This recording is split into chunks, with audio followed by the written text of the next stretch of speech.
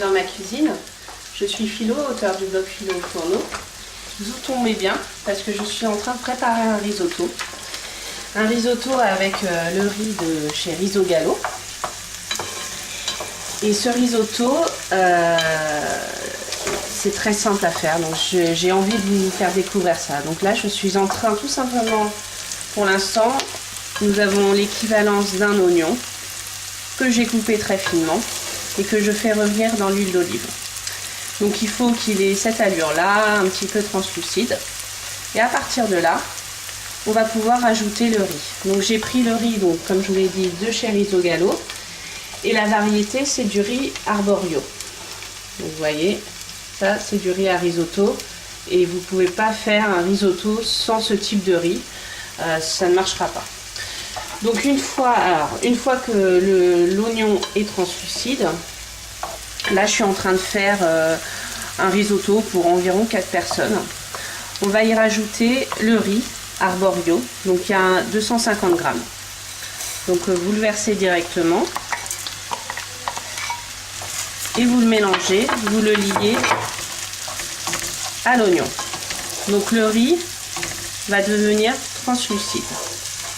Une fois qu'il sera translucide, un peu comme l'oignon actuellement, donc vous faites ça sur feu moyen. Une fois qu'il sera translucide, on va y rajouter du vin blanc.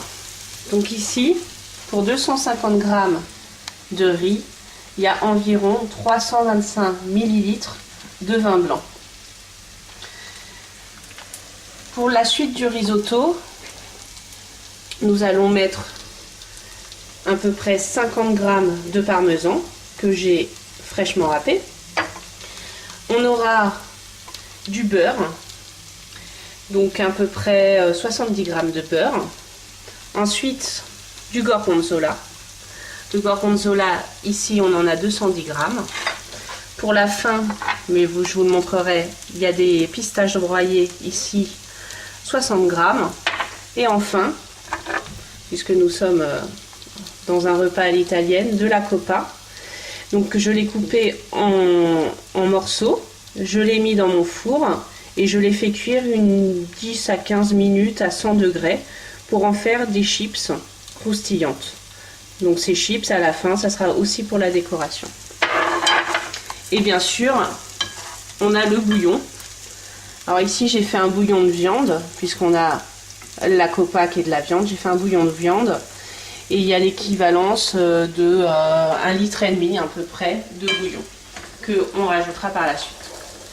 Donc vous voyez, votre riz s'est éclairci, devient, comme on dit, translucide, et là j'y mets donc mon vin blanc, donc 325 grammes.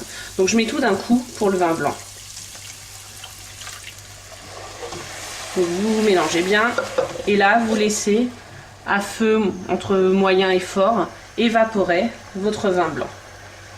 Après ça, nous allons mettre le bouillon de viande. Donc comme vous le voyez, après avoir ajouté mes 325 ml de vin blanc à mon riz et à mes oignons, je l'ai laissé à feu entre moyen et fort s'évaporer. Donc on n'a plus rien ici. Donc maintenant le riz n'est pas cuit. On va rajouter des louches de bouillon. Bouillon de viande ici, parce que j'ai pris de la copa pour ce risotto. Bien sûr, il y a différents risottos. Hein. Là, je vous montre une variété, un type de risotto, mais il y a tellement de façons de cuisiner que vous avez le choix dans sa conception. Donc je le mélange. Là, j'ai mis 3 louches. Hein, donc vous mettez 3 louches, 2 louches, à vous de voir.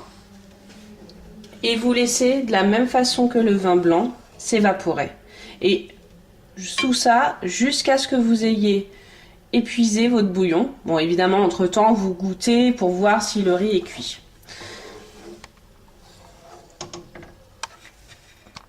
J'ai donc j'ai mis le bouillon au fur et à mesure, louche par louche, comme je vous l'ai dit, pour que le riz puisse absorber bien le bouillon. Donc j'ai quasiment tout mis, il m'en reste un petit peu quand même parce que comme je vous disais, il faut vérifier. Donc là, on peut arrêter la cuisson. On va y rajouter du beurre. Le beurre, on le mélange bien. Alors j'ai arrêté hein, la cuisson, il n'y a plus de feu. Hein. Donc on rajoute le beurre. On le mélange bien. Donc j'ai à peu près 70 g de beurre. On y rajoute le parmesan fraîchement râpé. Donc dans l'idéal, acheter du parmesan, vous le râpez, hein, c'est bien meilleur que le sachet. Donc on le lie bien, on mélange. Et enfin, on rajoute le gorgonzola. Et on le mélange. Donc je vous rappelle, ici j'ai 210 g de gorgonzola. Alors il va fondre hein, comme le riz est chaud. On mélange bien.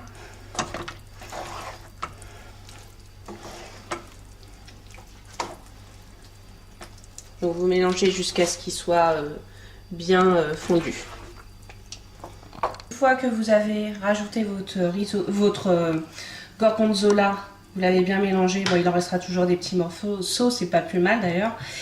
Donc vous mettez dans une jolie assiette.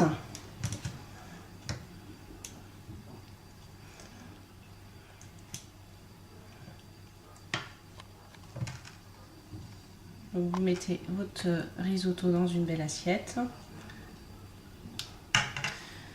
Vous y mettez quelques chips de copa qu'on avait fait cuire au four à 100 degrés pendant un petit quart d'heure. Vous décorez de pistaches.